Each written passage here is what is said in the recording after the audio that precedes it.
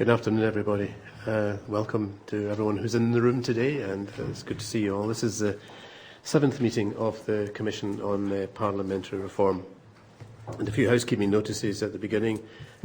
Could I ask you, if you have mobile phones, to put them on silent, because I'm told it does interfere with the sound system. You'll see members of the Commission and others in the room using laptops and tablets to read papers and things. That's quite acceptable. It's just mobile phones that we have the problem with. And we have an apology from Pam Duncan-Glancy for today's meeting. I've lost two of my colleagues here on the way over from the pre-meeting room, but they'll appear at any second. 3 people I've lost. So I'll busk it probably for a minute or two before asking you to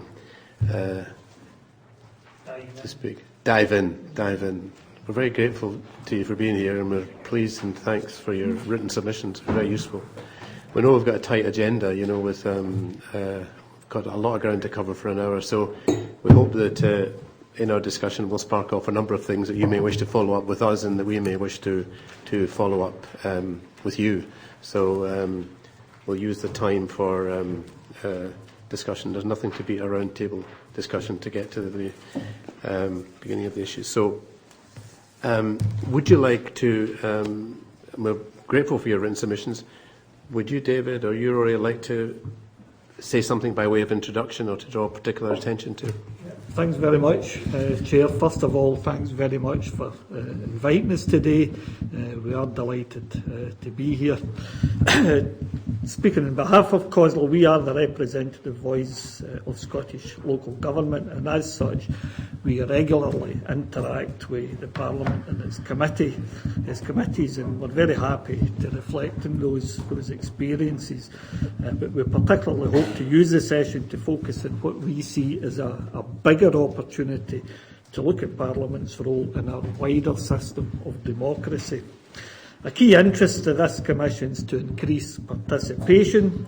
Our own Commission, the Commission on Strengthening Local Democracy, which some of you sat on, serial commissioners, took groundbreaking steps in that regard. We held public events, expert witnesses, webcasting, as well as the traditional call for written evidence. And we're pleased to see that that's becoming the standard right across Scotland. And we did find that people do overwhelmingly want to engage in decisions that do actually affect them. Crucially, we found that the key to unlocking this is to bring decision-making as close as possible to communities, and in particular we want to raise 3 issues. We see opportunities to improve Scotland's democratic checks and balances by strengthening democratic local accountability. As a democratically elected sphere of government, councils should be able to express the priorities of their communities and be democratically accountable to them. So strong local government, particularly in the context of a single-chamber parliament, is vital.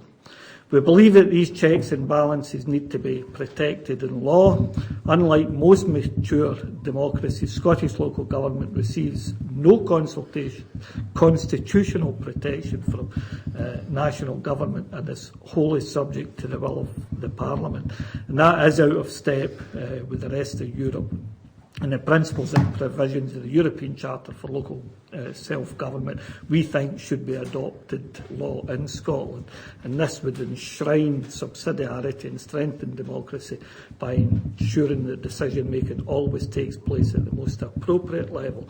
And that's not to suggest that there's any suggestion or any thought process taking place at the moment to do away with local government in Scotland. However, it has to be said, we have experienced that in the past when a Prime Minister took the view that Strathclyde region and Lothian region, who had the temerity to stop the privatisation of Scottish water, should be abolished purely in a fit of pique, it has to be said. She did similar things south of the border. We cannot allow that type of situation to continue. And local government is wholly committed to the Commission's objective of improving participation in decision making. One of the key issues we think that requires consideration is the motivation that people feel at the moment. After 50 years of centralisation, our belief is that many people feel distant and disconnected from decisions that affect them. And that's not only decisions from UK government, decisions for Scottish government. It applies equally to local government. People feel distant to local government. It's perhaps therefore no wonder that many don't choose to get more involved or indeed vote.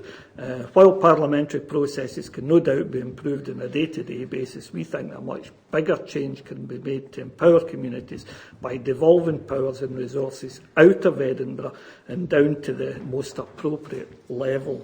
Finally, a founding principle of the Parliament is that the Scottish Government is accountable to the Parliament. However, we do not think that the wider system of accountability is clear enough at the moment. The result is that people understandably find it hard to navigate the complex relationship between the Parliament, national government and local government. We also think it contributes to an idea that local government is accountable upwards to Parliament rather than outward to its communities. A better way forward would be to define the competencies of central, local and community governance, setting out the rules of the game. In this way would improve transparency and help encourage better working between different spheres of government. Thank you. Thank you. Thanks, David. Rory, would you like to make some more remarks and then we can have a general discussion around? Thanks very much for inviting us as the Commission on Highland Democracy. I can just say how liberating it is for the first time in 14 years. I don't feel responsible for what the President of COSLA says. And not that he would ever say anything I disapproved of, but I don't feel responsible for it any longer. I think we felt that what we should do is try and address the question about how one consults when you're at a distance from the people you may be dealing with. And clearly that's a situation that Highland Council finds itself in just by the size of the Highland Council area.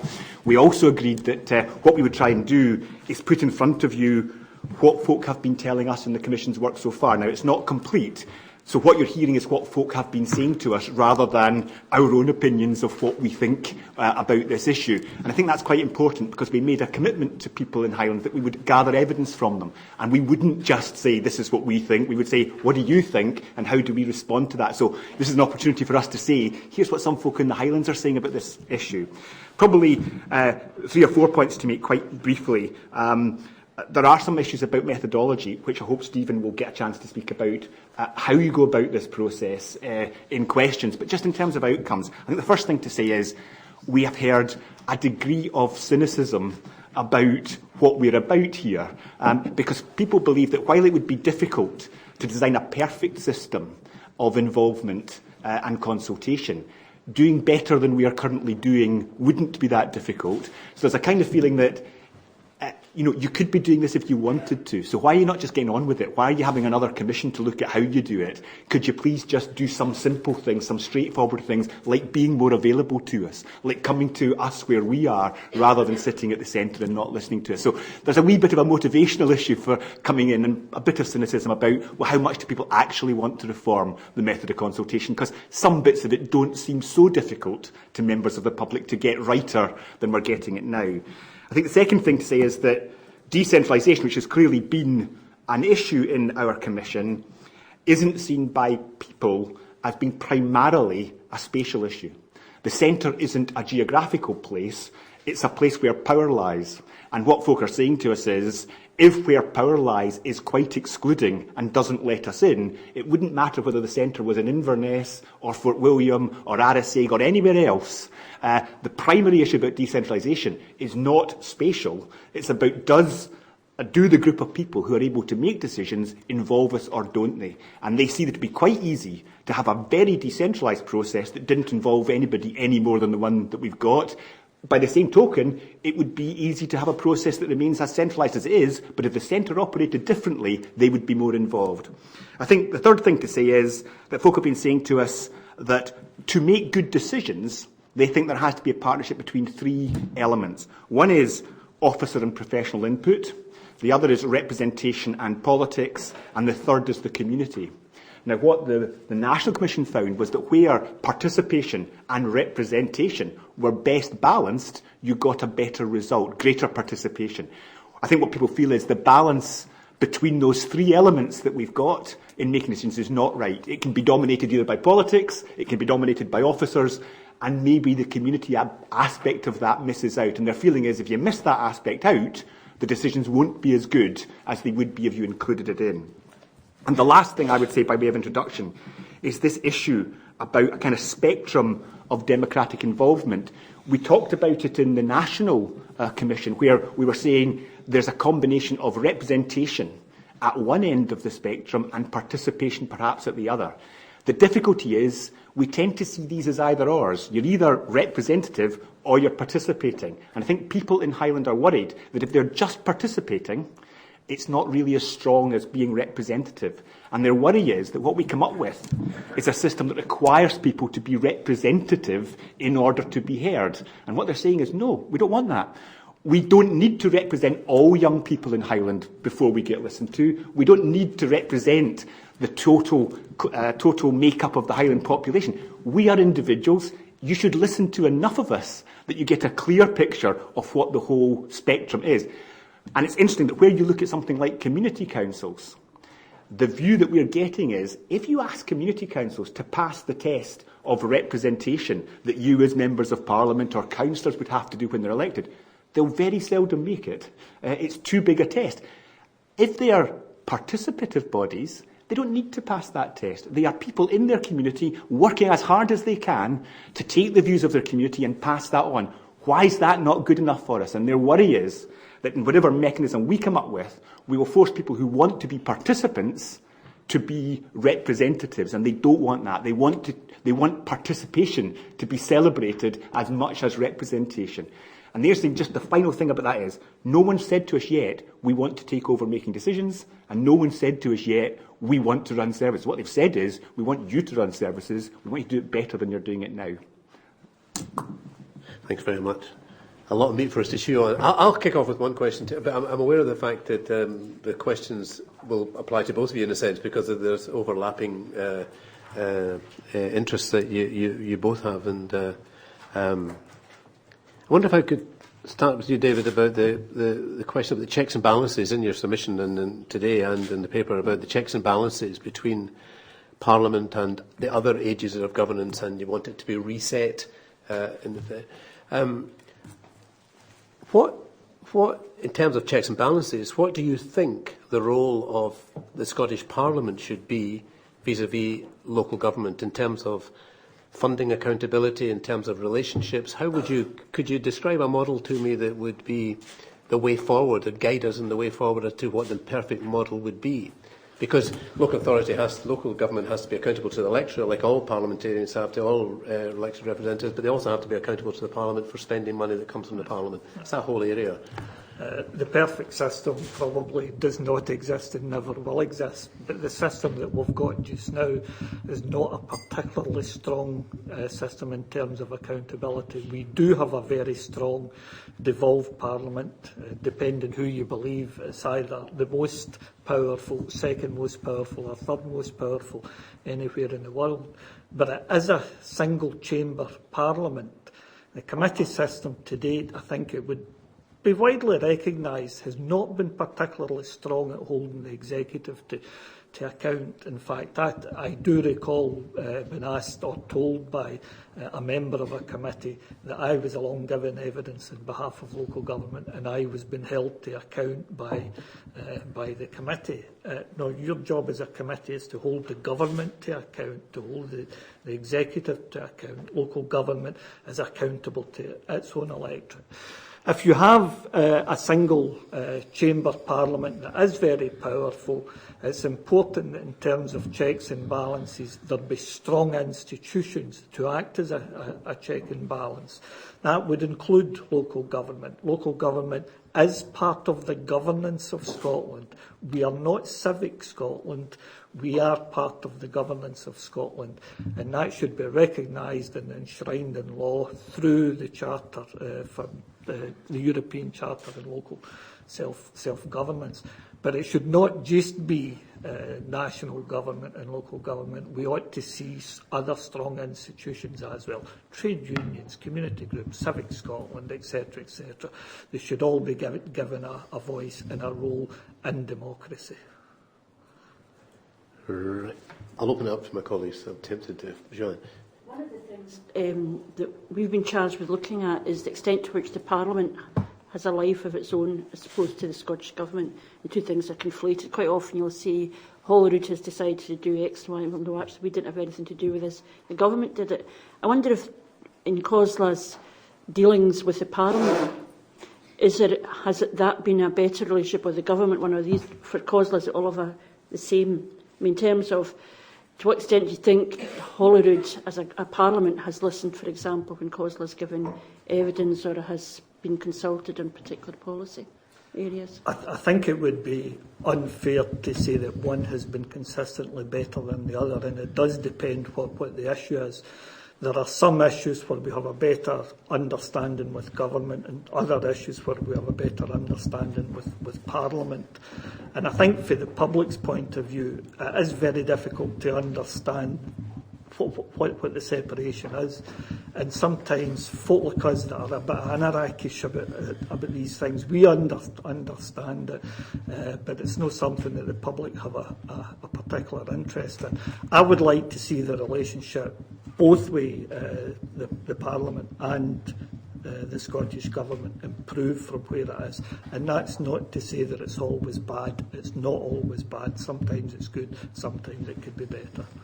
And to what extent then do you think that there is a genuine engagement with local government ahead of policy being developed, as opposed to a crude characterisation of COSLA's relationship with the Parliament will be, we're consulting on a bill and you say we can't afford it. That's very often been the kind of dialogue. To what extent are there, if the institution is going to be strong, then policy making should be strong and it should be sort of drawing on people's expertise. To what extent do you think has that developed? Do you feel that local government may be in at the beginning of a process as opposed to reacting to policy proposals once they're almost fully formed and maybe the bill might be consulted on? Well, I'll give an example for it worked well. Health and social care integration. Local government was involved from the very start in drawing that bill together. Where the bill started and where COSLA started were two very different places. Where we ended up, I think, in both instances, was a much better place. We have a long way to go for health and social care integration to deliver, but by having the government should be saying what we want done. We should be saying how it gets done. And see, when you put the how and the what together, you end up with a better package at the end of the day. Sometimes that hasn't happened, though. We've sometimes been presented with a fait accompli, and by and large, that doesn't work very well at all. Excuse me. Are you trying to say that Scottish Parliament is the... Sorry, it's not, we have to have. This is. I'm sorry. The position that this is, we're so short of time. It's for people around the table to question each other, and for members of the public to come in. And then there's time at the end if you want to talk to us or raise questions with us. We're taking evidence. We're taking evidence from these two organisations. So I'm terribly sorry to exclude you. I don't like doing that, but we've got to use the time we have to hear the evidence. Will there be an opportunity at the end? Excuse me, will there be an opportunity at the end? I'll be happy to have a conversation with you at the end, yeah. Sorry, Roy. Yeah, 2 points, one from my time at COSLA and one now. From a COSLA point of view, I suppose I would say something I probably wouldn't have said so explicitly before, which is, if I was responsible for allocating where COSLA's effort should go, I probably would always have put it at government rather than Parliament, because I wasn't sure what benefit lobbying Parliament would have in terms of changing government's mind. And that's partly the question you're asking. If Parliament can't hold government to account, there's not much point in lobbying Parliament if you want to see something changed. And that's the feeling. The other point I'd make is one about accountability. As we've gone round, what people said is the trouble is accountability can be a dead hand. If everybody's got to be accountable, that's an excuse for pulling decisions to the centre, because I'm going to be accountable, not you guys, so I've got to make these decisions because I can't be accountable for things that I don't control. So we've got to be careful about accountability. Of course it's important, but it shouldn't be a process that always leads to centralisation of decision making. I can, John, or can... When you say that there wasn't much point in lobbying Parliament because it wouldn't make government change its mind, presumably through generations, politicians have been lobbied in the hope that they might take on their own government. So have you noticed a deterioration in that regard then? Has that been the weakness, that capacity of backbenchers of whichever party to take on its own government? I think I wouldn't make that judgment. I think the problem was so many things have over the last 10 years come at local government from a resurgent parliament, that we just had to deal with those things as they came up, and the people you had to change their mind was government, not parliament. Thinking what would future generations make of this was less important than dealing with the here and now. The implication of that is that the parliamentarians will do what the government tells them to, or they will either agree or disagree whether they agree with the government or not, rather than being engaged in individual policy areas. Yeah. I think there is a noticeable difference between having a majority government and a minority government. Right. Jeff.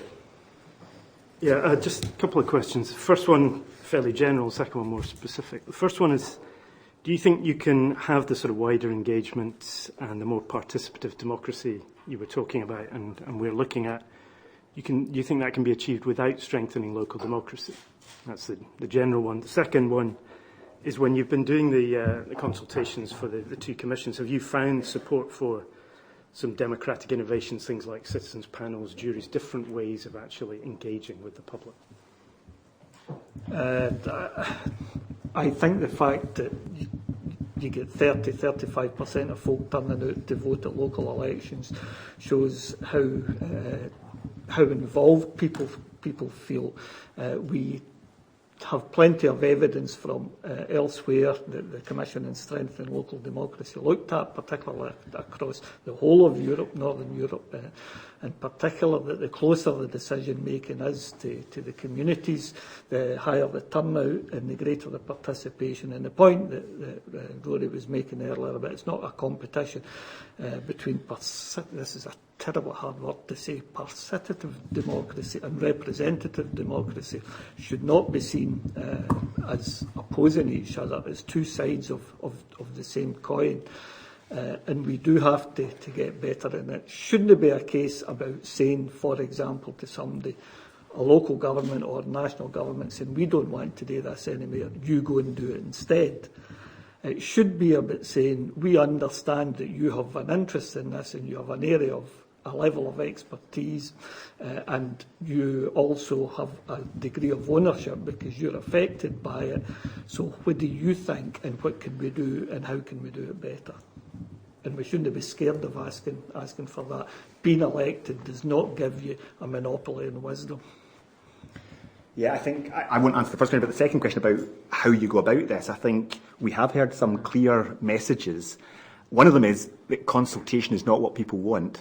They want involvement. Consultation leaves the power in the hands of the people doing the consultation. You consult only about what you want to consult about. You set the questions, you get the answers, you do what you like with them. Involvement's different from that. And so what folk have said to us is, what if no report could go to Highland Council that didn't have the community view in it? And if an officer was not going to go with the community view, they had to say why they weren't going with the community view and what other considerations overrode that decision, be they professional or political.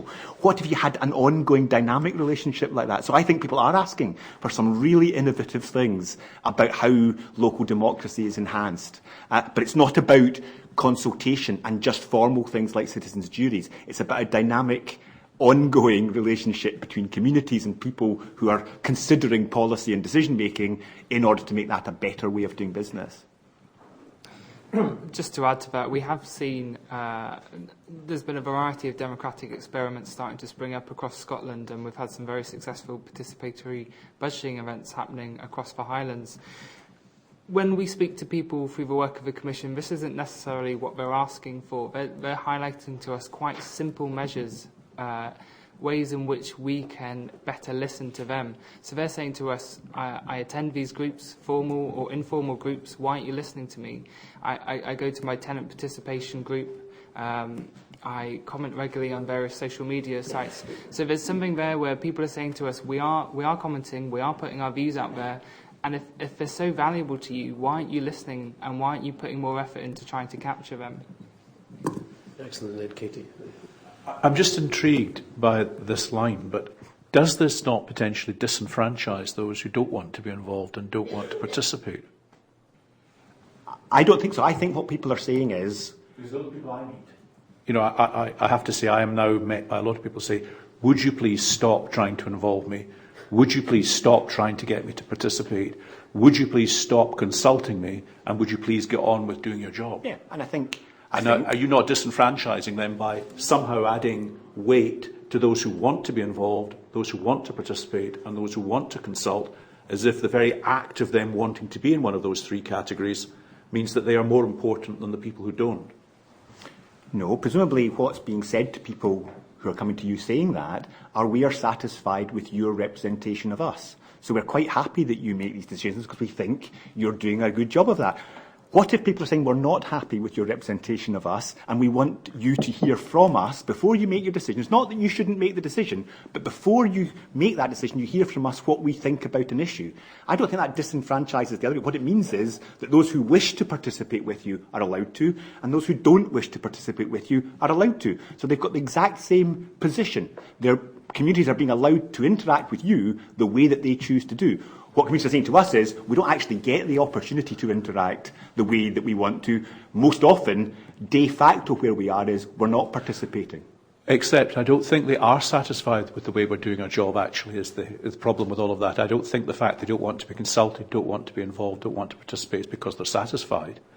But then I don't know they're any more dissatisfied with those who want to be involved, want to participate, or want to consult.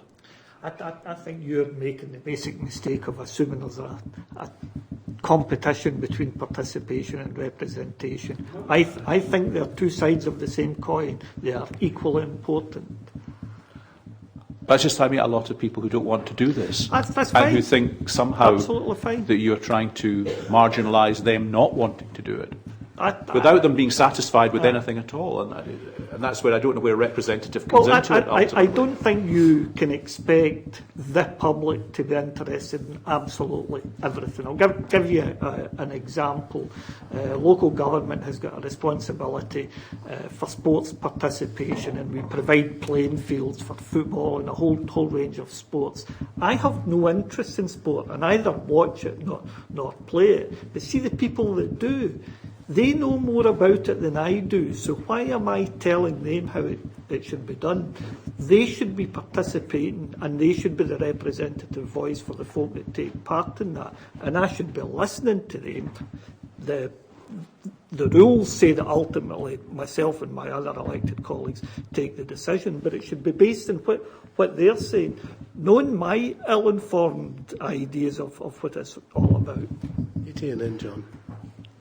To go back to what Rory was saying a few minutes ago on kind of engagement and empowerment of groups, a lot of things the Commission's been hearing is talking about closing the feedback loop when you're engaging, whether that's through parliamentary committees or any other parliamentary engagement.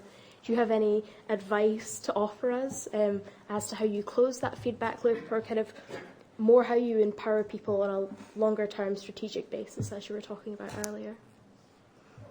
We're guilty of the same thing. We found ourselves being exactly guilty of the same thing, that we were speaking to people, but how the heck do you feed back to them that what they've said has actually impinged on your consciousness and you're listening to it? So we've had to go for a process of saying, when we go to a meeting, we hear what is said, and then we write back to the group that we've been to say, this is what we think you said to us. Is that right? And here's what we're going to do with it. Are you happy with that? And I think that is what people are expecting of us. If they give of their time, they want to know that we've listened to it. But it is really difficult to do, and it puts almost another 50% of work on top of the process of involving people is to feed back on what that involvement actually meant. So it becomes a very time-consuming process.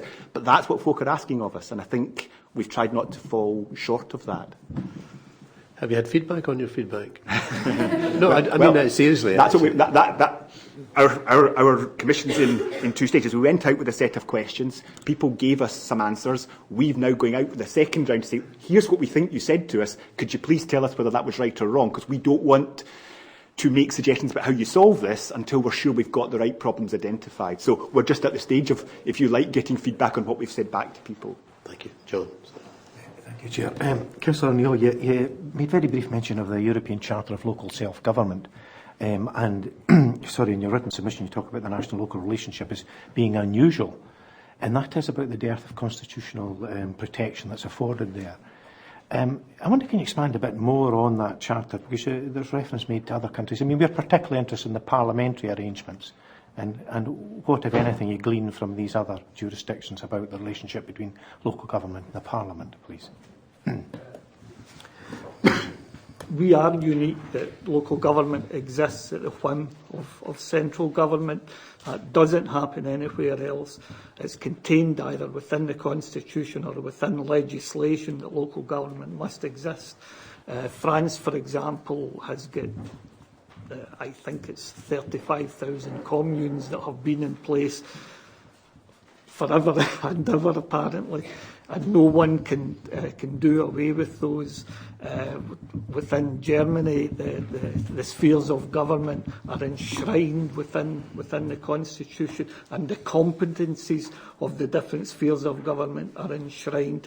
Here, there is nothing which exists to stop, in this instance, the Scottish Government, or indeed the UK Government, to abolish the Scottish Parliament and Government to abolish the Scottish local government. I'm not saying that anybody wants to do that, but it has happened in the past. We should not be in a position where that could happen without a conscious act. The argument that get put forward by the Scottish Government when we have asked to get the European Charter enshrined in legislation was, you need to have a written constitution, and we can only get a written constitution by having independence. I don't accept that. We do have a constitution in the UK. It's not written down, but there is a constitution which is there. And if we had legislation passed by the Scottish Parliament to enshrine the European Charter, it would take a conscious act to undo that. Right now, it could be done by accident. You're not suggesting councillors are going, we could be done away with, there's no point in engaging. That's not what you're saying. No. This is a kind of higher level issue, if you like. And my fear is because it has happened in the past. There is no indication that it's going to happen just now. Although there are indications that by stealth we could be seeing local government responsibilities being removed in a continued trend towards centralisation. Not happy about that. But in terms of the protection of spheres of government within Scotland, there is no good reason why it should not be enshrined in legislation. What about, how would that, if at all, affect the relationship with Parliament?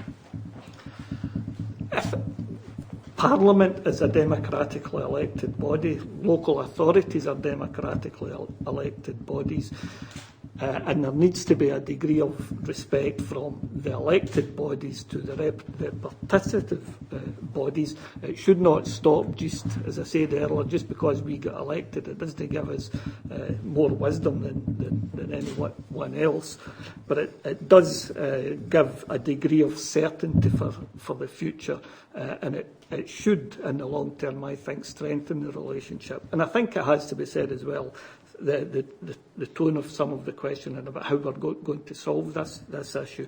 We are not going to solve this issue with one single solution, and we're not going to solve it overnight. We are where we are after 55 years. Let's stop the juggernaut, slow it down and turn it around. But there's not going to be a quick solution to this. Only just to say, I think the question is it a primary function of Parliament, government, to make local government healthy and vibrant and able to do its job of empowering communities? Because it doesn't feel like that just at the moment. And one of the things that a constitutional protection would do would get you out from under the worry, which I experienced at Cosland, I'm sure the President experiences now, which is, can you afford to take on government? Because it might be worse if you do, because there's quite a lot of powers to remove bits of education from local government or impose the number of teachers we will have in the country or anything else. So a constitution that says the one thing that will not happen is that no part of local government will be done away with would actually give a better basis for the relationship and partnership that you want to see. Right. Boyd. In your evidence, David, you suggest that this Commission should look at local government and local democracy actively, and some might argue that that's out with our remit and that we have enough to be getting on with. Just looking at the structures we have at present, the configuration of local government as it is just now, do you think it's fit for purpose? Should there be a review of that? Should there be more subsidiarity built into the structures just now? And that comes back to the Highland issue as well, because Inverness can be as remote from Skye as Edinburgh in one sense, in the spatial, not just in the spatial sense. Another issue that's been brought up with us is, and you bring it up as well, the unicameral nature of the chamber at present, of the Parliament. It has been suggested to us as the Parliament has taken on more powers, that there should be more MSPs to deal with these matters. How do you feel about that kind of issue? The number of MSPs, would there be an appetite for having more MSPs, and the relationship, the interaction between local government and the Parliament? You suggest that the local government would take on some of the role of a second chamber. Should there be a review of local government? Absolutely not. Should there be a review of public services? Absolutely yes. But it has to be public services in its entirety. There's no point looking at this on a piecemeal basis. I've been at seminars over the course of the years where people have presented maps and it showed you local government boundaries, health board boundaries, local enterprise companies as they used to be, and all sorts of different things. By the time they were by, it was like a plate of spaghetti, you know, and the public have no interest whatsoever in these artificial boundaries. An example, I shall use my own council, a population of 138,000 people. No one lives in North Ayrshire. People live in Irvine, they live in Salkits, they live in Brodick, they live in Kilburn. That's the communities that people recognise. They don't recognise the boundaries that we have. So if we're going to have a review, let's make it a review of public services. Nobody would draw up a system like we have today in a country of this size. But we're not starting from a blank sheet of paper. If we were starting from a blank sheet of paper, it might be different. In terms of the number of MSPs that we have, 129 to do the complexity of work is not a particularly large pool of people to draw from. And in particular, because we continue to have a combative system within the Scottish Parliament, which it was never meant to do actually, but it adopted the Westminster model of opposition and government, inevitably means that you've got half or less than half of that 129 available to hold positions of influence. It's not an awful lot of people considering the complexity of issues that we're facing. Let's just come back on the review of public bodies that you suggest. Would you be looking at health boards, enterprise agencies? There's an issue in the Highlands just now about Highlands and Islands Enterprise. Would you be looking at that kind of overall review? With the caveat that the Highlands and Islands has done very well since the introduction of HIDB all those years ago. I think it would be daft to do away with that local connection. But let's look at public services across the board, not just one part of it. Because if you look at one part of it and alter that in isolation from the rest, you just end up with a different mishmash. Just on a point about interconnectedness, I think that people have come to us speaking about services that are nothing to do with the council. And I don't think it's because they don't know who delivers which service. I think it's because they believe that no one would have designed a system where there wasn't an overall guiding hand across the whole of the public sector. And when you say, well, there isn't, that's just the truth of it. Community planning may partially fulfil that role, but there isn't a guiding hand over the whole of the thing. They're bemused at that, and people will say to us, well, if I'm consulted by one of the agencies in Highland, why does that consultation and the views I give, why can that not be managed across the public sector so people know of my views more generally? So people are wanting to see a greater degree of interconnectedness between the services that they receive. Yeah, it's always very easy to find out the faults and failings and where things are going wrong, and certainly we've heard a lot about that and to find that out. But part of our remit and responsibility is always to find a way forward and to see what a new model could look like. Could you give us any ideas on that, what you would see as a new model for local democracy and accountability of Parliament, etc.? You could certainly have local democratic accountability. A blank piece of paper as well. well, if you were starting with a blank piece of paper, and I'm not saying that this is COSLA's view, I'm not even saying it's my view, it's just some thinking out loud. You could have local government which could be responsible not only for the range of stuff that it currently does, but perhaps for primary care in the health service, with some kind of national set-up, regional set-up for acute hospitals. You could have local enterprise services being delivered more effectively if they were being delivered in their entirety from the local level. Go back to the Highlands and Islands position. The Highlands and Islands, I think, has been successful because the control has been within the area. You could do a whole variety of things and have it democratically accountable at the local level and get a greater level of participation.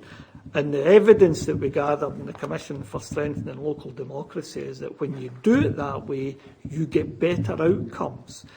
Even countries in the south of Europe, which are considered to be economically damaged at the moment, they're getting better results than we are. They're seeing improvements quicker than we are because they do it on a very localised basis. Have implications for budgeting, etc. as well, though?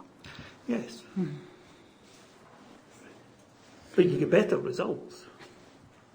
I mean, I think the first thing that we're going to have to address in our commission, and perhaps is the question of, do people believe there's a general wish for people who have got power to actually open that power up to a greater degree of influence? And it may be for the reasons that Mr Carlott outlined, which is at least representation as it is now is seen to be fair. It doesn't disenfranchise anybody. If you let some people in, how does that not become unfair? But I still think people take a lot of convincing that folk who are currently holding power, either representatively or as officers with power, actually want to expose that to a broader involvement. And I don't think people in Highland are convinced yet that this commission that I'm involved in really has a way of ensuring that's going to happen. And what would the benefit be? And how would it lead to better decisions? Because people are not interested in involvement for its own sake, I don't think. They're interested in it because it will demonstrably lead to better decisions.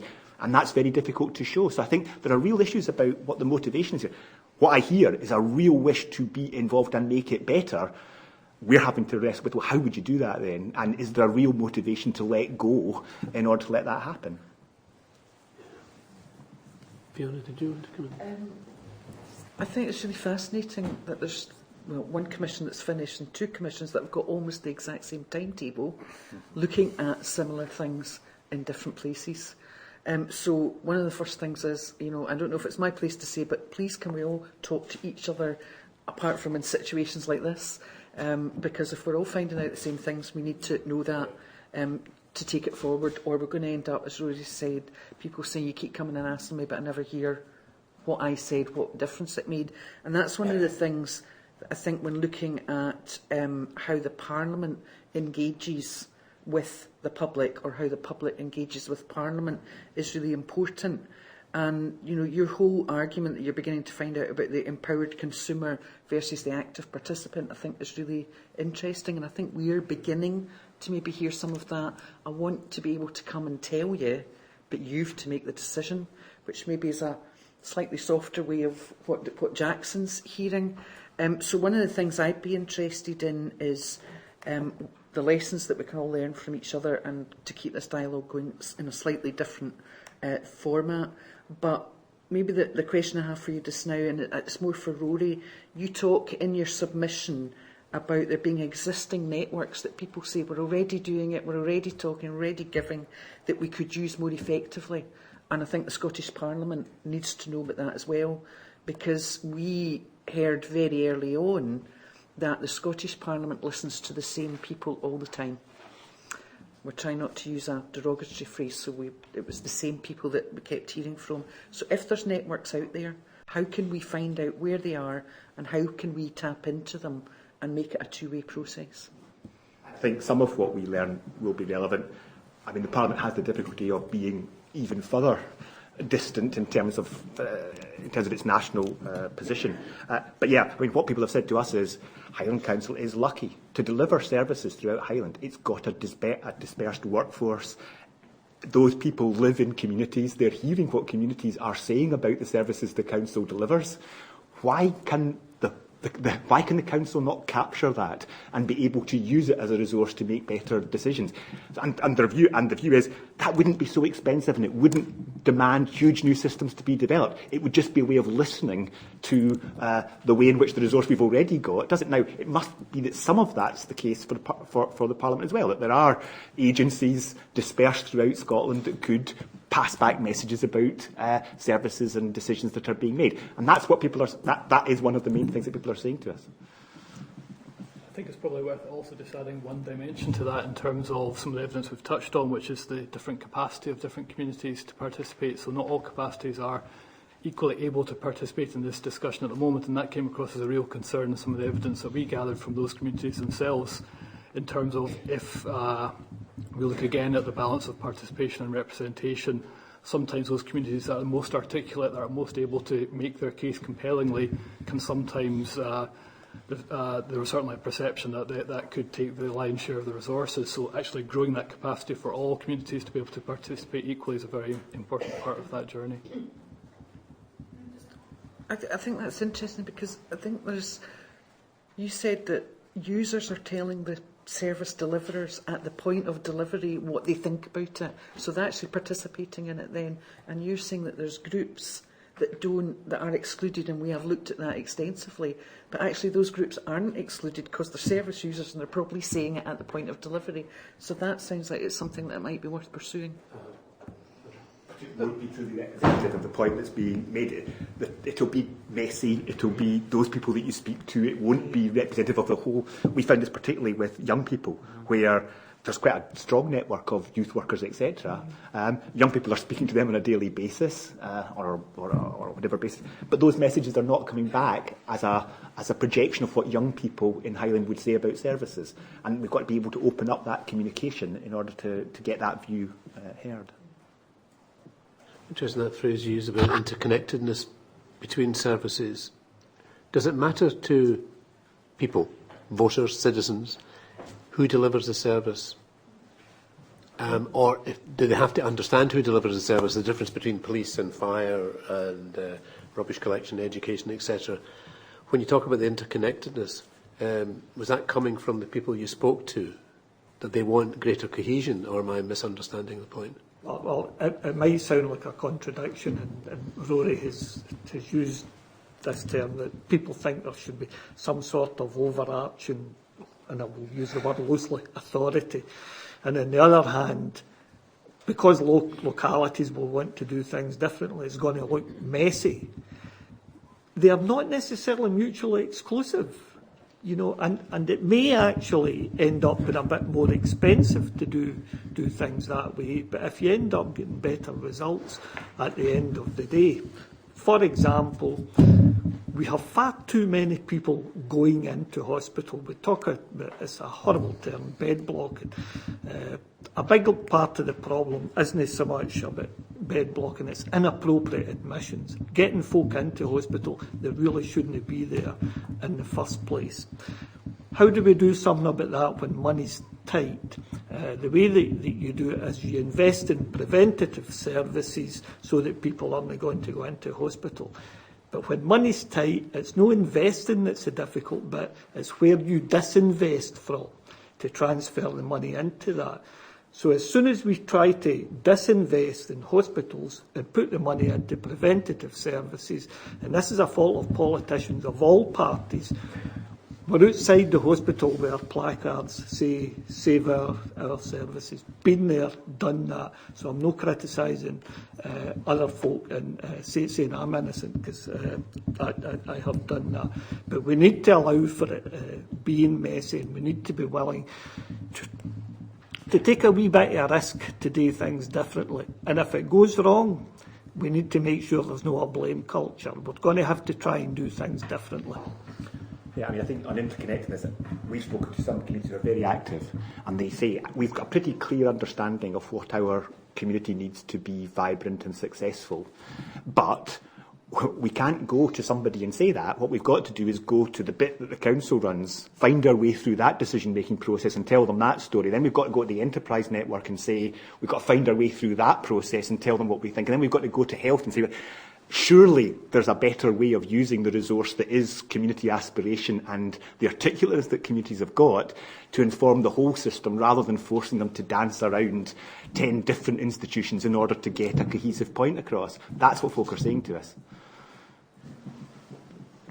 Can I go back to the issue we talked about earlier about the great phrase, which I think Fiona kind of empowered consumers of services rather than active participants?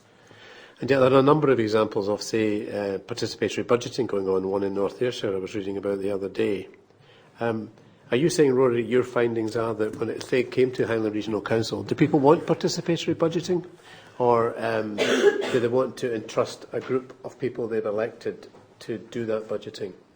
It's a difference in I'm trying to work out the difference in an empowered consumer and an active participant, because you do say the balance between representative and participative democracy needs to be re-evaluated, and I wondered if the re-evaluation would lead you in that kind of direction. I know you haven't finished your work yet. I think people are, what they're saying about is that the trouble with participatory budgetary exercises are it's usually a wee bit of the budget and it's very specific. What they're saying is actually what we want is an engagement, which means that our representatives know the effect of the decisions they're about to make about resource allocation on our communities. And their view is it would be a very, very skilled representative that knew that for all the communities in Highland at any time. So therefore there's got to be an input directly. But you're absolutely right. So far, and it's unexpected, nobody has said we want to make these decisions or we want to run these services. What they're saying is we want to help our representatives to be in a better position to make better informed decisions so that we get a benefit from that. Would you have any feedback on that, those kind of exercises in North Ayrshire? Right now, the majority of people, a massive majority of people, think what happens in local government doesn't matter, so they don't go and vote.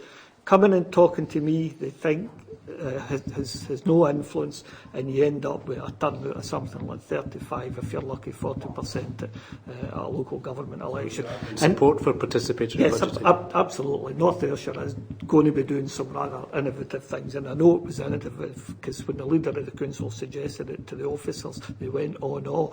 So it's that's a very Scottish response, isn't it? Or maybe a very Saul Coach response. Is there any other point? Jeff? Very quickly on that last point, is it not we're getting confused between participatory democracy and direct democracy? They don't want to actually have a referendum on every decision, but they want to be engaged. Is that what they're saying to you? Yeah. And I think also there's a view, we were discussing this at the Commission meeting, that it's unlikely that people are going to want to go to the step of running services directly unless they're confident that the basis of the system is able to engage with them. Because it's actually quite a big step to take over services and become accountable for those services, especially if they're statutory in any way. So what they're looking for is the confidence that actually the system we've got can be made to work, can be more effective, can be dynamic, can deliver them involvement. If we had been doing that for 3 or 4 years, really doing that for 3 or 4 years, I suspect we would see more confidence and more community saying, well, actually, we can go the next step now and be involved in service delivery directly. Right. Any last questions around the table as we come to an end? John, did you want to? A quick one on remoteness of all kinds. On this could be spatial remoteness, I suppose. It could be digital remoteness. It can be economic remoteness. How do you, in either of the models of either of the commissions, how do you best guess that you can weigh up the views or the priorities of groups if some are, by definition, more remote than others for whatever reason? And how can you, I mean, is it the job of the Parliament? Is it the job of local government? How do you balance that out so that you're giving correct weight to views when some may be more, if you like, overrepresented than others? You used the phrase digital remoteness, digital poverty as well. The Scottish Government and local government are working very well together in getting super-fast broadband across the length and breadth of Scotland, and I think we are currently way beyond the 85% of premises. The bits that come after that become increasingly difficult, but getting super-fast broadband to communities is all right if you've got 300 quid to spend on a laptop.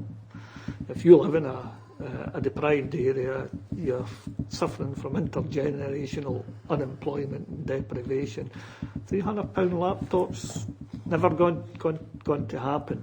So digital poverty is a big issue, and more of services are being delivered both from national and local government through the internet.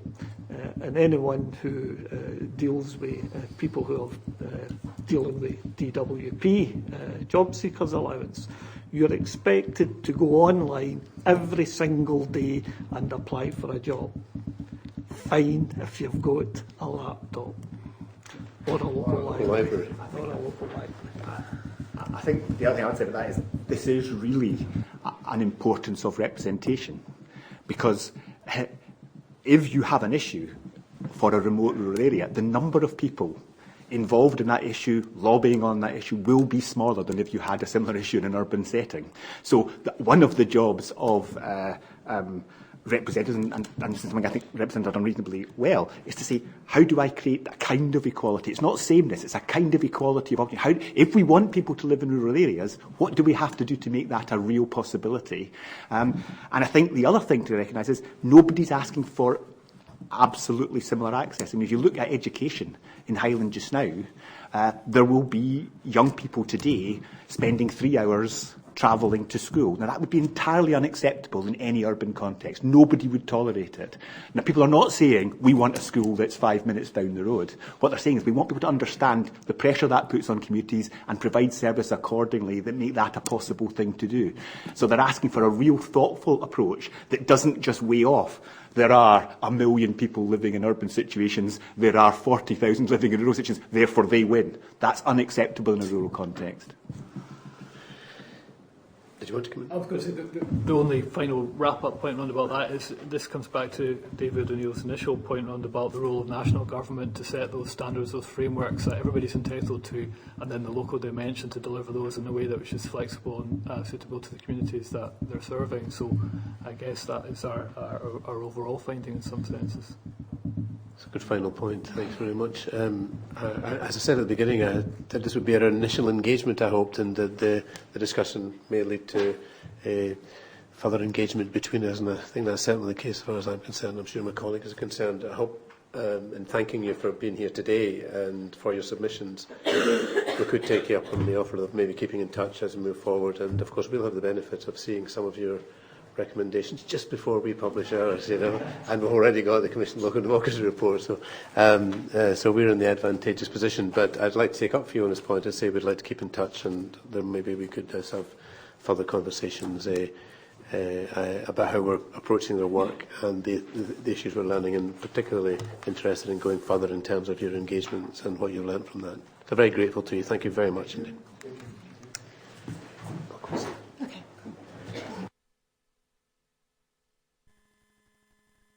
We could make a start for our second session, please. Thank you very much. Thank you.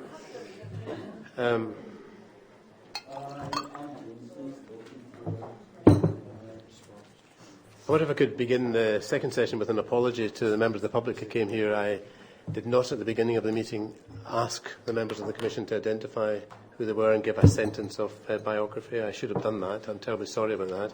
So before I introduce our guests for this second session, if I could go around the table and just ask the Commissioners to identify themselves and what their, in one sentence, say what their background is or was, or why they think they're here. My name is John McCormick. My professional background was in broadcasting, and until the end of last year I was Electoral Commissioner with special responsibility for Scotland. I'm Lorna Hood. I'm a retired Church of Scotland minister, former moderator, and at the moment I chair two of the charities in Scotland. I'm Jackson Carlow. I'm the MSP for Eastwood. I'm the Deputy Leader and representative of the Conservative Party on the group. I'm Fiona MacLeod. I'm the retired MSP and Government Minister, and I'm the SNP's representative on the Commission. Hello, I'm Boyd Robertson, Principal of Solmore Ostag, the Gaelic College, which is part of the University of the Highlands and Islands, and my background is in teacher education. I'm Joanne Lamont, Labour and Cooperative MSP for Glasgow and Labour's representative in the Commission. I'm Jeff Maudsley. I'm the Director of Reform Scotland, which is a public policy institute or think tank. I'm Katie Burke. I'm the member of the Scottish Youth Parliament for North East Fife and the former Vice Chair and Chair of the Scottish Youth Parliament. I'm John Edward. I run the Scottish Council of Independent Schools. I'm the substitute member representing the Liberal Democrats in place of Jeremy Purvis. John Finney, one of the MSPs for the Highlands Islands, representing the Scottish Green Party. I'm Jane Williams. I'm the head of the Secretariat that supports the Commission. So Jane and the team who are doing all the work and supporting us in all our work as we go around the country and take evidence. And I'd like to welcome our three, as a parliamentary term, witnesses, our three guests today. Andrew Howard, the Managing Director of Murray Estates Development Company, and thanks for your written submission, Andrew. Jan Baird, Director of Adult Care NHS Highland, very welcome. And Matthew Freese, am I pronouncing that correctly, from the Highland Homeless Trust. I think there's something you want to say there, John. Thank you, Chair. I should just declare an interest as a Director of the Highland Homeless Trust, and I do know Mr Freese and indeed Ms Baird. Right. Now, before we talk, we're here to talk about the engaging with the Scottish Parliament from a distance. And before we move into discussion, is there anything you would like to say by way of opening remarks in terms of this subject before we have a general discussion and questions? Ms Baird? We did submit some comments and information for the committee in relation to our experience and some of my colleagues within NHS Highland, our experience with public committees, so I'm happy to discuss that this afternoon. Thank you. Yeah, likewise, I'm happy to discuss my experience of giving evidence to the Equal Opportunities Committee in relation to youth homelessness at the Scottish Parliament. Well, hopefully my comments are self-explanatory, but I suppose in summary, both as a managing director of an individual business, but also until last May as a director of a representative body for the landowners in Scotland, accessibility to the Parliament and the parliamentary process, I think, has generally been, or the experience has been positive. The opportunity to provide evidence, I think, where if I offered a criticism, it would be that I'm not always sure that the process of scrutiny is as effective as it might have been, which perhaps has an impact on subsequent legislation. I wonder if I could follow that up, since you mentioned in your submission, if I recall correctly, the paragraph about the committees and the role of the committees. Did that experience of going to the parliamentary committees and the experience you've had there, did you form any views about how that system could be improved then to bring more challenge or more scrutiny into the process? Too big a question. Well, yeah, I mean, it is quite a big question. I mean, there's probably a difficult balance or a potential conflict there between politics and proper scrutiny of legislation or proposed legislation, and how you remove the politics from that process. Because I fully appreciate that a government that's brought forward legislation has a political objective in promoting what it wishes to do, but at the same time that legislation needs to be effective, and the people that scrutinise it almost have to stand back and say, I've got my political views, but am what I am trying to achieve here going to be achieved through this particular legislation? And I wasn't always confident that that was the case. Right. Could you tell us about your experience in relating to the Parliament, Jan, from the NHS perspective? Sure. I've been asked to present evidence at 2 Health and Sport committees and more recently at the Public Audit Committee in October of last year. On all of these occasions it was in relation to integration of health and social care. You are aware that Highland was the first authority partnership, NHS Highland partnership, to integrate health and social care. And in the early reports to the Health and Sport Committee focused on our plans and how that was going to work and how we saw it developing. The Audit Committee, I would say, last year was more about 4 years in, what the impact was and how we were measuring that. And also, as the rest of Scotland has now implemented the legislation, it was really to look at colleagues across Scotland and any learning from Highland and how we were sharing our experiences across Scotland. And did you feel afterwards satisfied with the experience? I mean, did you feel that something happened as a result? I would say that all 3 committees were very different experiences. There were different phases of integration. Starting from the Public Audit Committee, I think there was genuine interest in the impact of integration in Highland. There was genuine interest from the committee in what learning had been captured by the Scottish Parliament and the Government to support the other partnerships across Scotland as they were integrating, now just 10, 11 months into integration for them. I was also there with Greater Glasgow and Clyde Health Board, who were reporting on their experience of integration. So there were comparators across not only a different model, lead agency versus the Integration Joint Board, but also rural versus very urban. I think there was genuine interest. I think there probably were more questions towards Greater Glasgow and Clyde. Clearly a very large health board and a lot of interest in how they were coping and what the decisions were for them. But I felt able to contribute our experience whilst I was there. The other 2 committees, as I say, were more about what our plans were, how we'd gone about the process of integration, how we'd taken that forward, because it was very new. Although it was using 2002 legislation, it was very new. And there was genuine interest in how we saw that developing and progressing.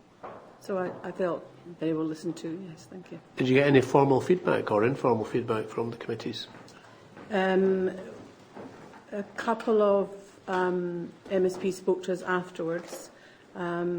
We didn't get particularly formal feedback. We got the transcript, of course, of the committees. But I would say that was all the follow-up. Matt, could you tell us about your experience? So, from the age of about 12 to 16, I was in residential care. I subsequently was moved in 2012 against my wishes from what I felt was at the time a safe placement. And the reason I say that is because I think it ties in about individuals having a say and feeling that they're listened to, and it's certainly quite pertinent to my own experience that didn't seem to be the case. I was moved to Plainfield House, which is run by the Highland Homeless Trust, which is an accommodation for 16 to 25-year-olds that have formerly been in care.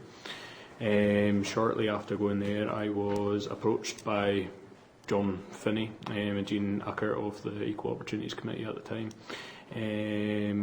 who came to visit myself and 2 of the other young people that I was residing with at the time, and asked us if we would like to give evidence at the Equal Opportunities Committee. Obviously, at the time, I was quite politically inept. I didn't know. I didn't even really know what MSPs were at the time. I've got a better understanding now.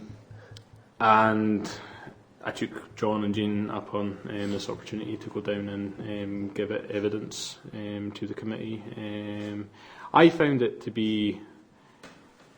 It was quite an eye-opening experience, quite an inspiring one too, because I had obviously gone through a number of years where decisions were being made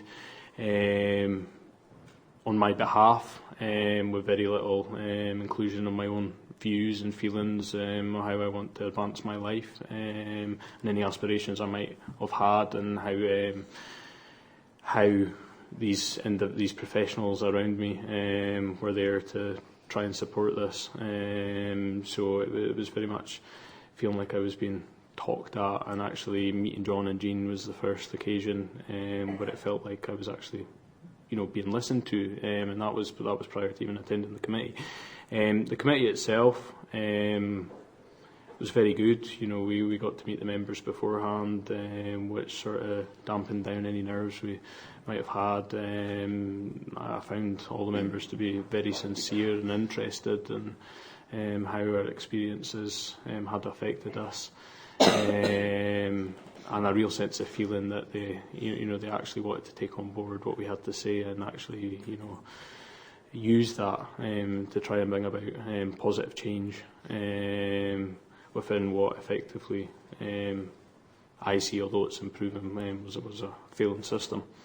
I think we're starting to recognise that more. The only criticism of the committee, for a waffle on any longer, was that there seemed to be very little follow-up.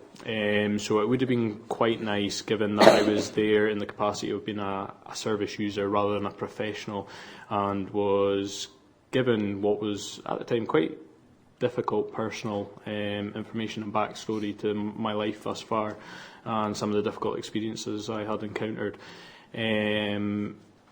That it would have been nice for the committee to perhaps have come back to me and the other young people that were in attendance to go, this is what your experience and your storytelling, if you like, to the committee has influenced, and actually, on an individual level rather than just the production of the report, which we had, very little feedback in terms of, what the report had achieved. So on a personal level, I think when you're engaging with people on an individual level, and you're certainly talking about personal experiences, which is very difficult to put across to a room full of strangers, it would have been nice to have had feedback to say that actually my going down to the Parliament and giving that evidence and opening up, which I wouldn't normally do with people that are quite close to me, let alone a room full of strangers, how that influence positive change for those that are perhaps up and coming in the system. But obviously you felt supported enough in the process leading up to that appearance to the committee. Absolutely, absolutely. So I mean, John and Jean coming to visit us, was a nice touch, and to explain to us how the committee worked, to go into a bit of detail about their roles within the Parliament and what they were looking to achieve as a result of this review into youth homelessness. Certainly, had I met with John and Jean at the time and certainly felt that they were being insincere in any way in their offer to try and improve my life, if you like, and those around me, I probably wouldn't have taken them up on the offer. But I was glad I actually did, because it's opened a number of doors since. So good to hear. I just going to say, on that support, could I ask if there was any formal support? I mean, you mentioned John and Jean Urquhart, but was there any actual formal support from, say, Secretariat or Committee to go through with you what would actually happen on the day? There was very little on a one-to-one basis in terms of that. There certainly may have been information that was passed on to management at the Highland Homeless Trust at the time, and that was maybe relayed back to us. But no, on that side of things, the only interaction we had were with the members of the committee. So, yeah. If you want to go on. Just to pursue that a wee bit more, Matt, because would you have felt more confident setting off from here to go down to Edinburgh if the Parliament had given you support about what's going to happen, why we're doing it, all those sort of things, and even just the, sort of the formality you're about to go in. And if the Parliament didn't do it, would your own organisation, having done that for you, if the Parliament had helped your organisation to do that, do you think that would have lessened anxiety a bit? Absolutely, absolutely. If it hadn't been for the two members coming to visit us, I would have been completely clueless to what I was walking in to, and it's a very intimidating environment. You have many MSPs around the table, you have people taking minutes, you have people in the gallery, you have large cameras around the room, it's a scary sort of situation to be in, particularly when you've grown up, for all intents and purposes, constantly getting hammered down by whether it be officers within the local authority, the very people that are meant to be there trying to help you achieve your aspirations, and it was constant. You can't do this. You've come from this background; it's not achievable. So at that time, I was a very sort of introvert, had no confidence, very, very shy person. I've managed to come out of my shell a lot more over the last 5 years, and I have to make that point that a lot of that would be down to that experience, that first experience I had of giving evidence in the Scottish Parliament Committee, because it certainly built the path for the sort of career I want to pursue now, and I might have been going down a very different route had it not been for that experience. So there was positives and there was negatives from the experience.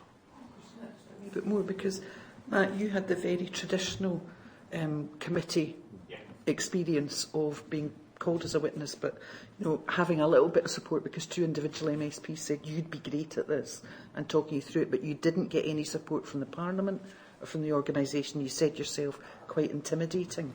But I know that during the passage of the Children and Young People's Act of 2014, the Education Committee did lots of different things with young folk, instead of just saying, come and sit in front of us in a setting like this. Yeah.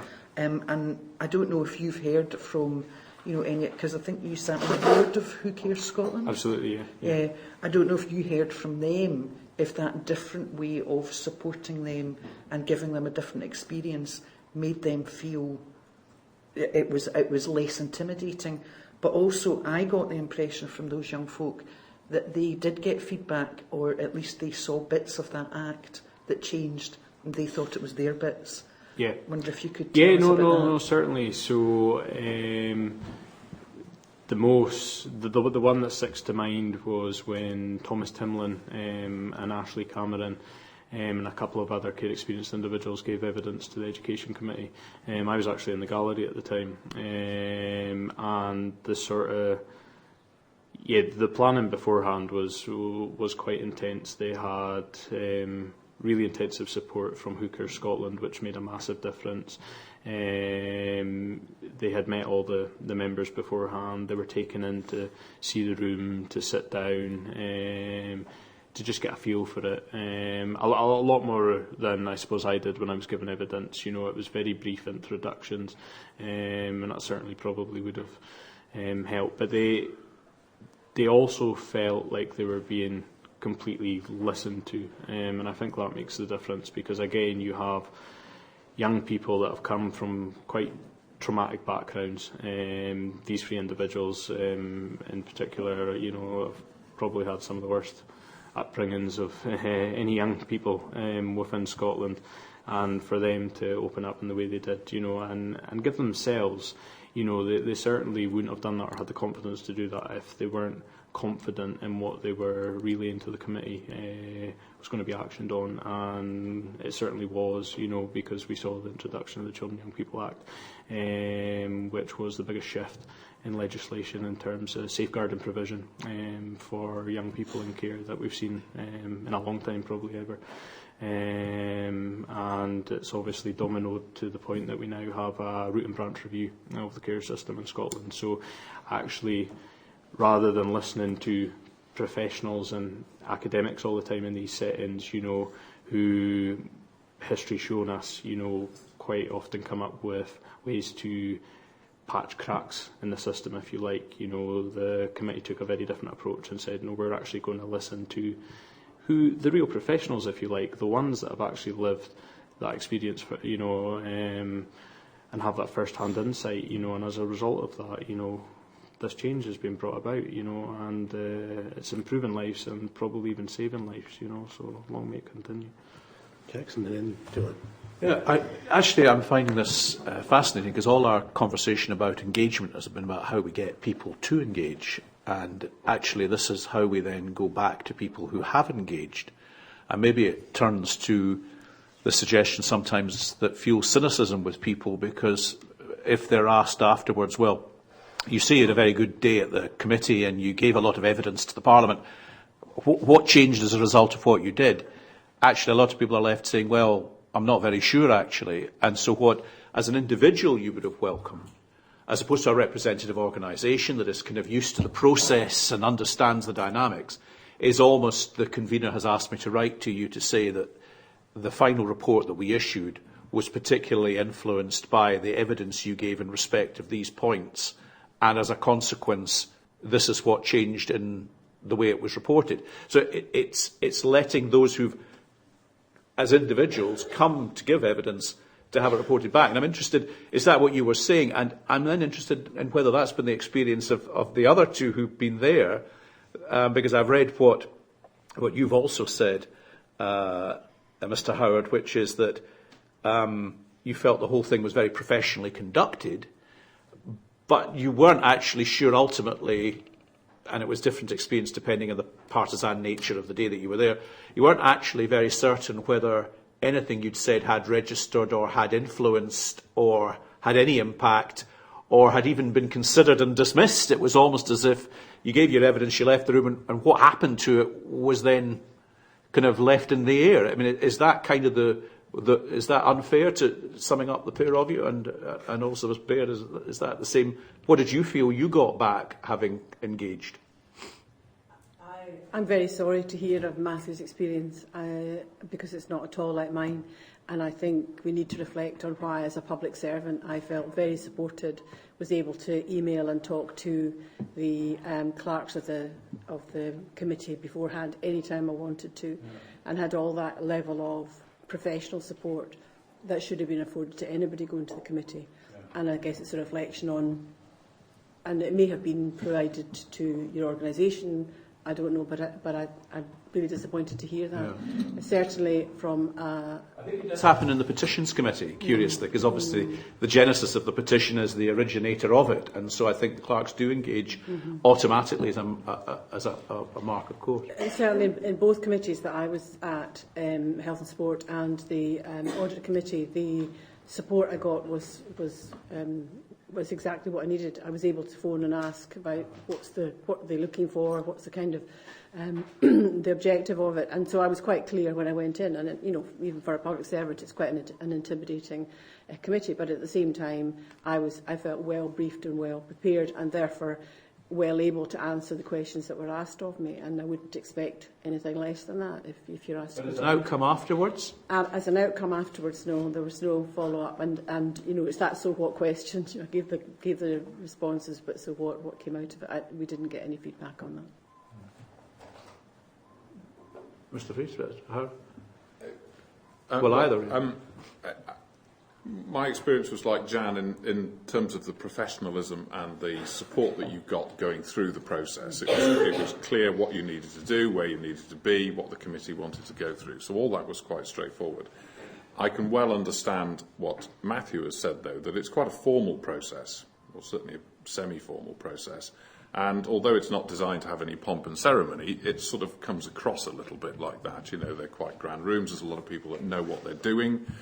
You don't the first time you go there, and there's lots of people swanning around having conversations and cameras and heaven knows what else. Now, most on the 3 occasions that I think I've been there, it's usually been with people that are already involved in representative organisations.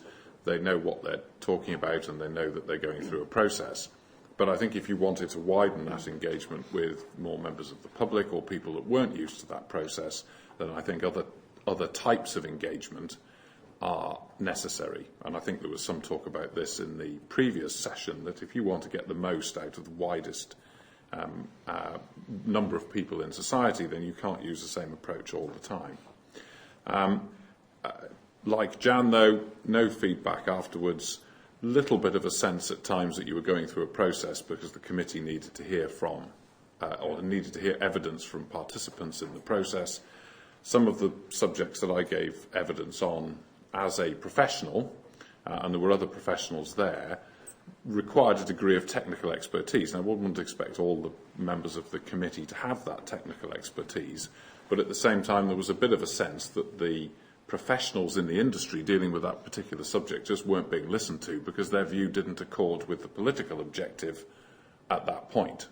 And the consequence of all this, we don't need to go into the details of the particular piece of legislation, but the consequence of all that is likely to be a bit of a legislative mess, because there was a sort of failure to understand even how the current system worked, but you still wanted to change it. And you sort of had this sense you were knocking your head against a brick wall with people that didn't really want to listen.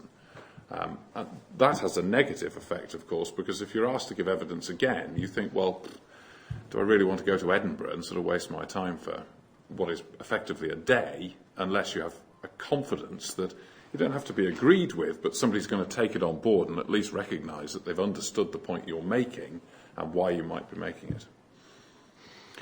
Yeah, no, I would certainly agree with a lot of that points, and going back to what Jackson was saying.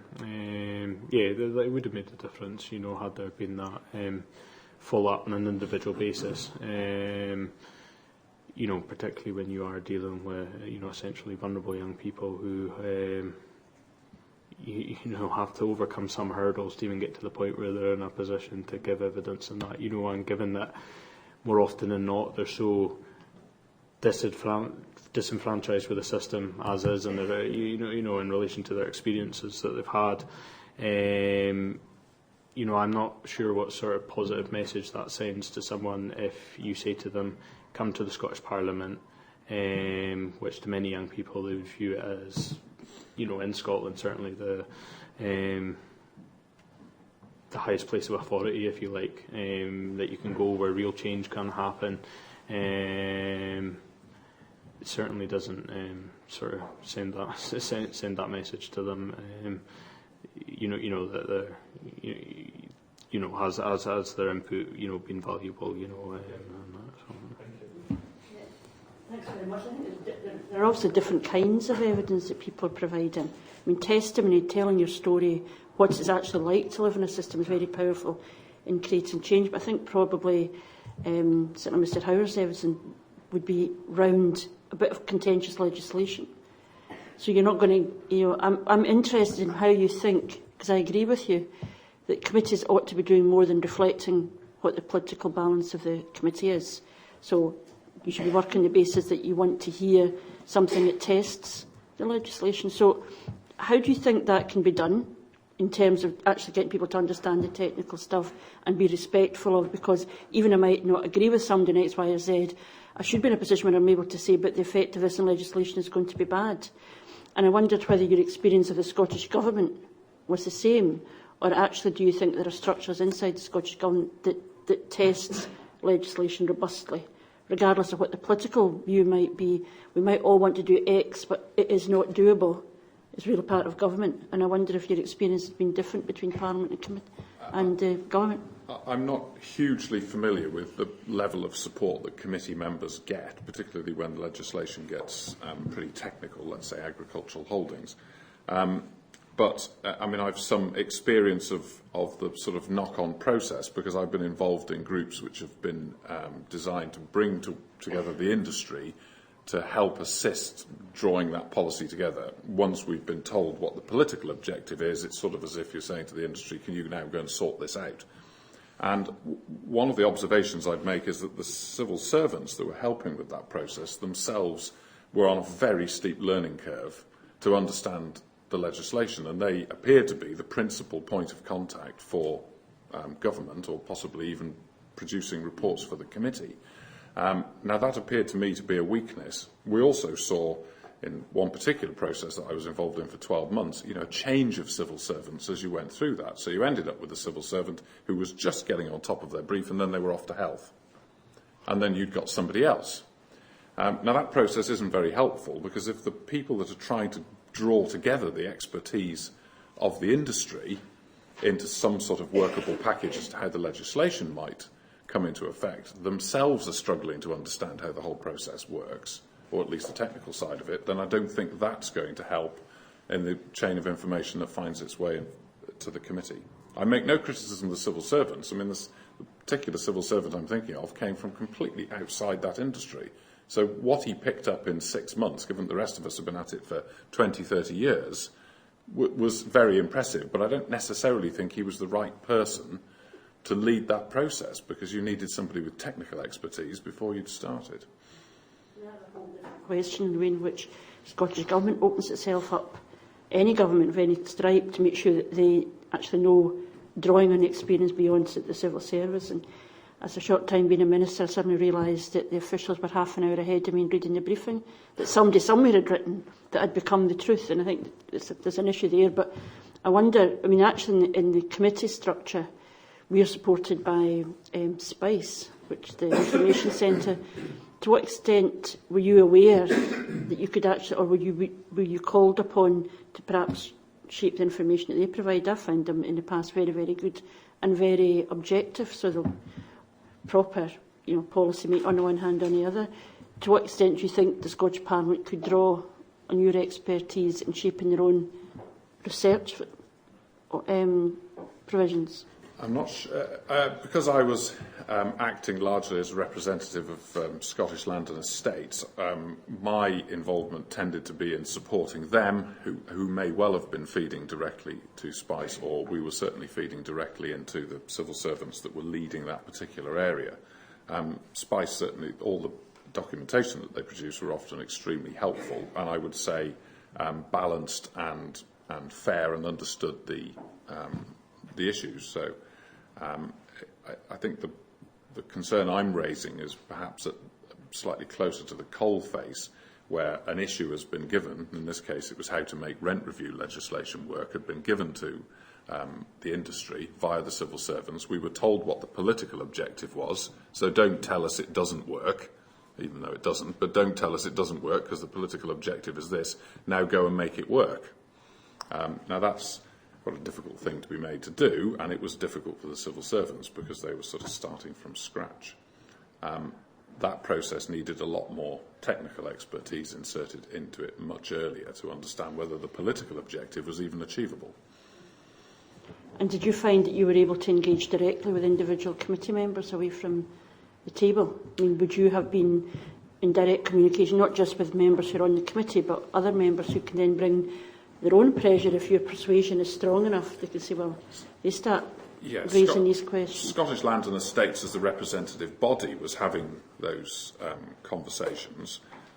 My conversations would tend to be with local MSP, and if they weren't on that committee, then less so. But I did have discussions with a couple of committee members that weren't from our area. But Scottish Land and Estates, as a body, I don't think had any difficulty in engaging with individual committee members. Aside from appearing at a committee, presumably, are there other occasions when your sole contribution, if it could be that, was putting in a written submission without a follow-up appearance? I'm interested in what I've submitted. And written, we've submitted written evidence, but our experience is that we're usually called for oral evidence, having submitted the But I have to say that I think, just in relation to Ms Lamont's point, I think I've always seen it as a real opportunity to share what is happening within our area. And I hope I'm asked by my Chief Executive to go along because I can reflect the experience of the area. And in the same way, in my role, it's important I know what's happening right at the front line, and I go out and see health services being delivered at the front line. I'm sure it's important for all MSPs to hear from people involved in delivering services, because that adds to the richness of their understanding of the challenges. And so I've always seen the ability to go along to one of these committees as an opportunity to share that experience, good and bad. The geographical distance of the Parliament from here limit your interaction with it? If you were living in the Royal Mile in Edinburgh, would you be there much more often and interact more often? We're trying to consider some of the issues of geography and engagement from a distance. Certainly, in our experience, if there was a little more inclination to use video conferencing, both in the Parliament and the Government, right across the board, that would make it easier. We find that quite difficult sometimes to arrange with civil servants. It's not something that people think automatically of in the Central Belt, whereas we use video conferencing every day. So it's become a way of life for us, and a very effective way of life. But it's not always shared by colleagues out with the area. It's when you live in Murray, it's not hugely convenient. But then I'm fortunate. I'm supported by my own employer to go, so it's not a difficulty. I think it would be much more of a constraint for people that didn't have quite such flexible transport options open to them. So if committees were able to move around a little more, I think that would be helpful. I think it would probably be helpful as well if the committees were able to go into environments where the contributors felt more comfortable. I think that's the point about the whole business of going to Parliament and appearing in front of committee. Depending on who or over what you're giving evidence, I think if the committee could go to the respondents, if it's practicable, I appreciate that that's not always going to be the case, then that might help both engagement and also the quality of the representation you get. Matt, from your first experience, how long ago was it you were at the committee? 2012. Have you engaged with the Parliament since? Would you be encouraged to? Would you come across an issue or something you care about and think, I must... Absolutely, yeah. And I have, in a way, done it in a number of different guises since. As Fiona pointed out, being a director of Who Cares Scotland, who engages with the Parliament on a very frequent basis, even more so now since the review's been announced. And again, that starts off with a process of putting in a written submission, which quite often results in being invited to give oral evidence. But certainly over the last few years, it's disappointing to hear that other individuals' experiences sort of echo my first experience, but certainly for Who Cares Scotland, it's always been a positive process with positive things coming out at the end of it. So, thank you. Katie? It was more a question for Matthew, really, but it's been suggested to the Commission as we've gone along that parliamentary committees in particular tend to engage with the usual suspects, and perhaps the usual suspects aren't people of our ages. How do you think that parliamentary committees can make it easier for people, young people and other kind of groups that perhaps aren't constantly reflected in giving evidence to Parliament? How do you make it easier for those groups to give evidence? I think Andrew touched on a bit of that. It's about... I suppose it's it's about catering to your audience a wee bit, and not expecting them to change and adapt to the rigid setting and the formal setting of parliamentary committees. In the case of the young people that gave evidence to the Education Committee on behalf of Who Cares Scotland, and that although the room was very much the same, and it was the same sort of layout, the steps beforehand that they took to certainly make the environment, if you like, more accommodating to those young people and addressing those nerves and anxieties that they had. So, I think that's a big part of it is changing how rigid the process is, and whether that's in the form of committees travelling, rather than the expectation that, particularly when you're dealing with vulnerable people, minority groups, expecting them to always have to attend the Parliament. Actually saying, this is how valuable your input is to us, that we're going to come to you, to a place that you feel comfortable, would certainly make a difference. So. Do you think that there could be something done perhaps before it gets to the stage of engaging with the Parliament? Because obviously, John, coming to you was how it kick-started your engagement with the Parliament, but for perhaps young people you see every day, going to a Parliament isn't the first thing they think of when they have a problem that can be solved politically. So is there kind of an earlier stage almost to that you see that could happen with young people? It really. I mean, it's quite a difficult question to answer. You know, it really depends on the individuals. You know, and the first step in answering that, I suppose, is actually recognising first and foremost that we are all individuals with individual sets of needs. You know, and that one size fits all does not work, particularly when you're engaging with disenfranchised minority groups, whether it's care experienced young people, people that have been homeless, the LGBT community, you need to adjust yourself, and come down their level, if you like, I mean, even the way I'm speaking now to this committee, I would always, gauge a young person perhaps that I was engaging with, and sort of rather than the expectation that they should come up to my level, and using large words grammatically, that, I'll come down to them, and actually, a big part of that is, you taking the first step and not always putting the expectation on them to come forward, because going back to actually appreciating and recognising the input that they're given, is quite important. If I could just offer an observation, although I've obviously lost youth, which is a bit of a pity.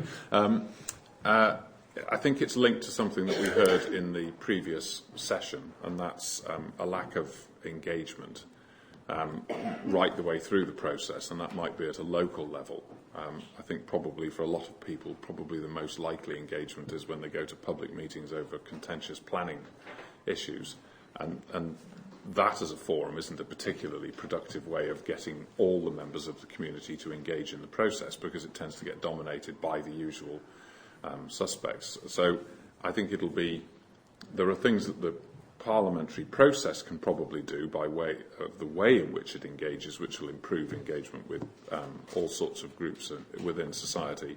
But, you probably need a cultural shift, or at least a way in which we engage right across, even at local authority, planning, all sorts of levels, so that people are more comfortable with the whole business of giving their views in the first place. And the Parliament probably goes to the usual suspects, because they're the ones that engage, and they've sort of got to start somewhere. John? Yeah, I mean, a lot of the discussion has been about the process getting up to an act, and all three of you have talked about your role in helping shape a piece of legislation, whether as you saw it successfully or not. But looking after that, would your sense of how your contribution was recognised or understood be enhanced or supported by some kind of post-legislative scrutiny? If there was a formal review every 5 or 10 years of a piece of legislation, would you feel that provided you with another opportunity to at least make sure that your original representation was understood and maybe recognised in some way? I think we may well be back to the legislation that I was referring to anyway, because I suspect there'll be flaws in it which will require it to be adjusted, and in fact that to some extent happened with the 2003 Ag Holdings process. Whether that necessarily needs to be formal or not, I'm not sure. I think the point perhaps that all three of us were making, particularly Jan and I, that you almost sort of want something that's relatively soon after the process that you've given evidence to suggest that at least the points you were making were taken on board. I particularly in the contentious legislation I was involved in, don't necessarily expect to have got what I wanted, or for everybody to say, oh yes, of course we've changed our minds because of what you've said. But I think you want the sense that the effort that you've made to participate in the process, at least somebody's listened thoughtfully and carefully, and if they do disagree, that it's clear why they've disagreed. Do you agree with that, Jen? Yes, I suppose in a way I had that opportunity through the Public Audit Committee, in that the first 2 meetings were to do with the Health and Sport Committee before the new legislation came in. And so in a way I had an opportunity to feedback, but really I was talking about how it had worked for us, using the old legislation. We weren't using the new legislation. And the model that the rest of Scotland adopted was a different model from the Highland Partnership model. So it was more about contrasting the interpretation, I guess, of the legislation, and that's why there was another health board there to have that compare and contrast around the two different models. To be fair, I think it was too early to have that. We were 4 years in, they were only 6 months in, so it wasn't really a fair comparison.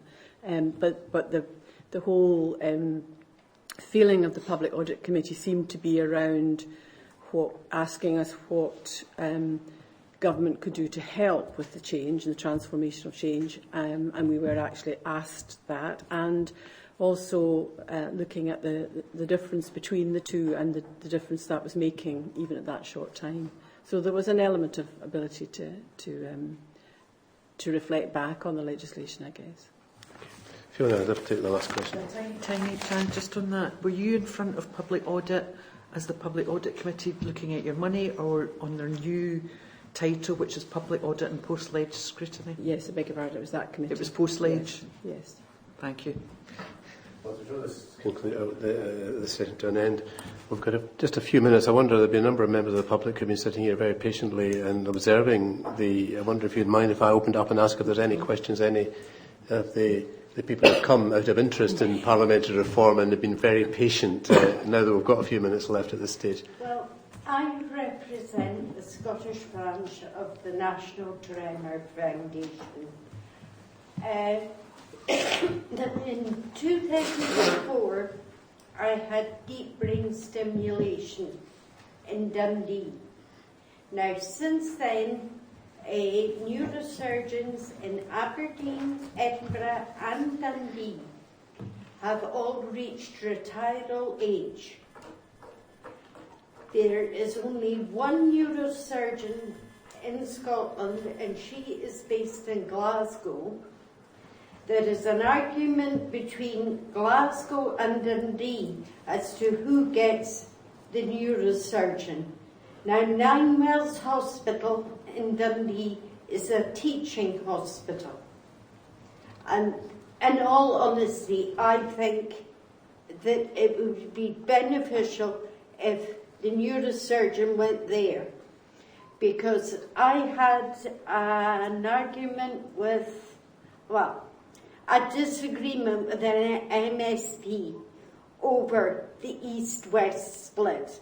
And there's not an East-West split. It's because they've all retired. And I thought I'd switched it on silent. Basically, to one MSP, do you feel that, have you thought of contacting the Health Secretary, the Cabinet Secretary of Health, or not in terms of yet, because it's only on Tuesday I was down in Newcastle. I had to get a battery replacement, which cost the NHS in Inverness £20,000 plus to have that done. Plus also travel expenses. You tell me where in Newcastle you can get accommodation for £35 a night each, how you can travel 500 and odd miles on 13 pence a mile fuel allowance. Each time I go to Newcastle, it costs me an extra £100 and £150. And if they would just get somebody in place, preferably Dundee, but even Glasgow. We're interested in how you can approach your democratically elected Parliament to get something done, rather than us. We're looking into that. So, what would you not think of getting in touch, phoning, emailing, or the Parliament and contacting? I have been in touch with my local MSP, Rhoda Grant, about it, and we're taking steps now to progress that a bit further, because It's not only myself I'm thinking about. I mean, it's other patients with neurological problems, and I'm afraid there's nothing we can do about it directly. You know, we're not from north. They have more expense than I've had. The expense is a big issue, and yes. but there's nothing we can do about that directly. No. But I'm glad you've raised it with us, and I'm glad you've been in touch with Rhoda Grant about it, and I hope something comes of that. Are there any other questions or issues that people would like to raise? It's just, excuse me, I'm yes. James, I'm a member of the public, and I stay local in Inverness. Basically, what I was over hearing today, and this day technology and the availability of communication, it would appear that basically you can't communicate with each other, both local government, central government, and pass it on to the public. And there is, I find that absolutely shocking, and in this day and age, it's inexcusable. Well, hopefully we can do something about it in our recommendations. No, but surely, for goodness sake, you're no a wee boy, you should have known about this far.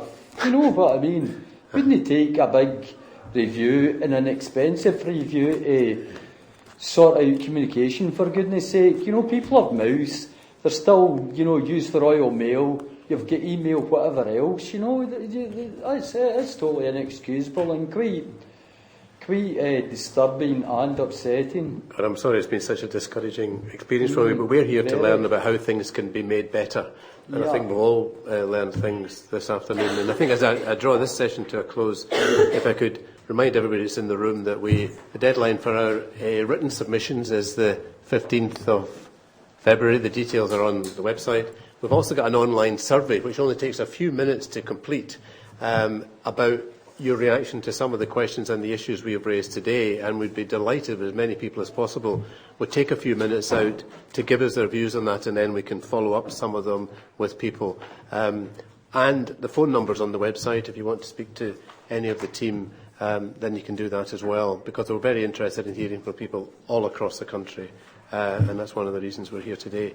I'm very grateful to you for coming. I'm very grateful to you, Andrew, Matt and Jan. Thank you very much for your submissions, and thank you for being with us today. And I hope we can, if when we go back over our evidence and that we want to contact you again, you wouldn't mind helping us out again as we go through. Well, our aim is to have our report published by the end of June, presented to the Parliament, hopefully before the end of June. And I hope you get some feedback to this session, and I hope you get some, when you read the report and the recommendations, you might see where you have influenced it. Thank you very much for your help today. Thank you. Thank you.